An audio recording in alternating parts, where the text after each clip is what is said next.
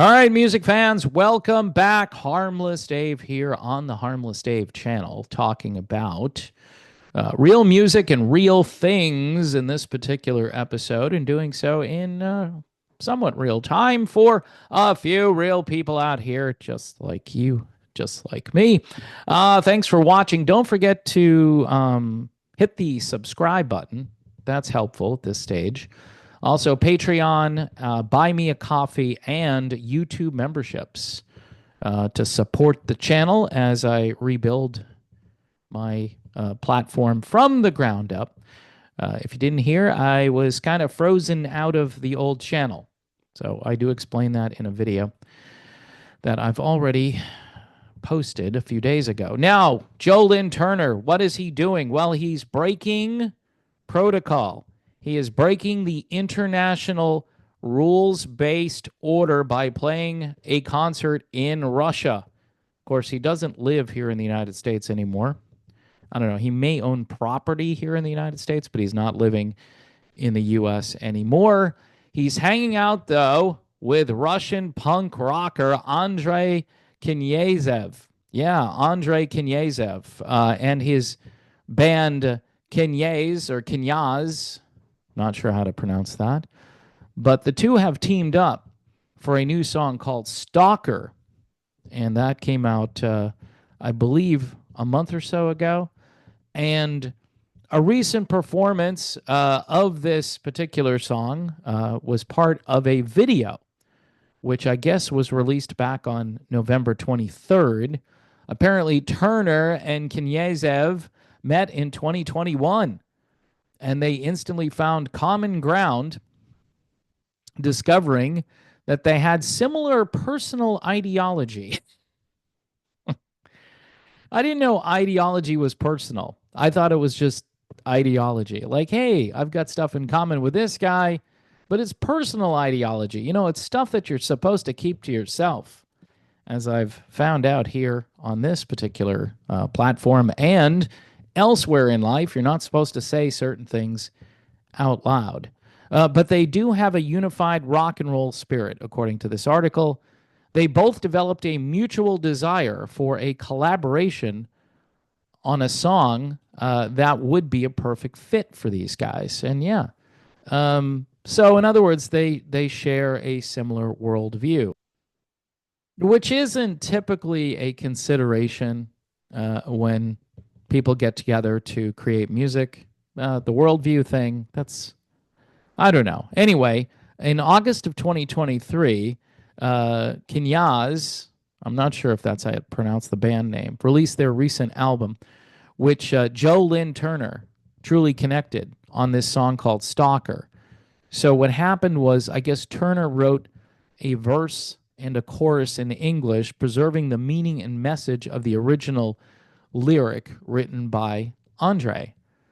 The version of the song Stalker exemplifies an international unity of not only different generations of rock musicians, but also voices in two different languages, warning of the inevitable apocalypse by the fault of mankind. So the fact that they put that in the article, I think, is really good. Joe said, in my opinion, Stalker is about hope. Every day we struggle between good and bad, light and dark, a spiritual war between good and evil. See, if Lynn Turner, a guy who's been in this business for what, like 50 years or something to that effect, maybe longer, can come around to the idea of spiritual warfare, I think we're starting to see some progress in the right direction. He goes on to say, Stalker tries to show that humanity is capable of some very, very evil things, but also the hope that as a warrior, you can overcome that. Amen to that. The light always overcomes the darkness. It is in the Bible, so I believe that is true. And we must search for that light inside ourselves. So Stalker is a message of hope, of inspiration. Through the desperation of life, we must overcome that light or become that light. You don't want to overcome the light. You want to be the light. For light will always overcome darkness. And here's where it gets controversial. Turner broke with most international artists who canceled their live appearances in Russia in response to the global condemnation against the Kremlin and its president, Vladimir Putin. The only problem with the term global condemnation is it's not global. It's not complete. In other words, there are a number of countries who are now part of a new alliance called BRICS. I don't know if you've heard of BRICS. They used to build houses out of bricks. All right. But no, it's BRICS. In addition, major record labels suspended their operations in Russia, while streaming services like Spotify pulled out of the market. Imagine the people who put their stuff on Spotify, they have it tough as it is. And now you're pulling out of a pretty large market where people could hear your music and make you a couple more pennies on the dollar. But they won't do business in Russia. Doesn't the USA have like 900 or something military bases throughout the world?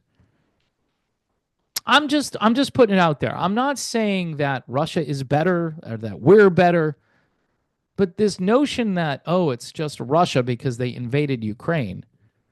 Didn't we invade Iraq not too long ago? Didn't we go in there and we couldn't find any weapons of mass destruction? And didn't we kill a lot of people in the process? I know this is controversial. I'm sorry. I'm sorry for the controversy. I'm sorry for saying these things out loud. But I'm just wondering, I mean, so you can't play music in Russia? We're not supposed to go there to play music? I don't know. If you want to break down barriers and you want to heal the divide, I think you need to communicate with each other. And I think music is a good way to communicate. Of course, they go on to talk about Joe dropping the hairpiece. Again, every article about Joe Lynn Turner. Do you know that he no longer wears a hairpiece? I didn't know that. You know, he was diagnosed with alopecia at 3 years old. So the guy's been dealing with this for a long time. Can we just move past it?